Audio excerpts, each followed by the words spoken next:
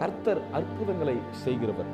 பிரியமான தேவச்சனமே, லூக்கா 13வது அதிகாரம் 11வது வசனத்திலிருந்து பார்க்கும்போது 18 வருஷமாய் பலவீனப்படுத்தும் ஆவியை கொண்ட ஒரு ஸ்திரீ அங்க இருக்கிறா. அவ வாழ்க்கையில எவ்வளவும் நிமிரக்கூடாத ஒரு கூனியா இருந்தா. எப்படின்னா பாருங்க, 18 வருஷமா அவளை பலவீனப்படுத்துற ஒரு ஆவி. உங்களுடைய வாழ்க்கையில எத்தனை வருஷமா பலவீனமா இருக்கிறீங்க?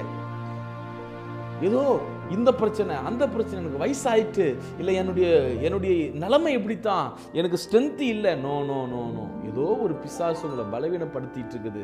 அப்படி பலவீனமா இருக்கிறீங்களா? இன்னைக்கு நீங்க புரிந்து கொள்ள வேண்டும், எத்தனை வருடங்களாய் உங்களை பிசாசு பலவீனப்படுத்தி வைத்திருக்கிறான்னு. நீங்க ஞானமுள்ள பிள்ளைகளாய் அதை தெரிந்து கொண்டு இயேசுவினிடத்துக்கு வரும்போது அவர் திரும்பி எப்படி தெரியுமா போனா, பலவீனத்தினின்று விடுதலையாக்கப்பட்டாய் என்று சொல்லி அவள் மேல ஆண்டவர் கையை வைக்கும் போது அவள் நிமிர்ந்து நின்று தேவனை மகிமைப்படுத்தினார்.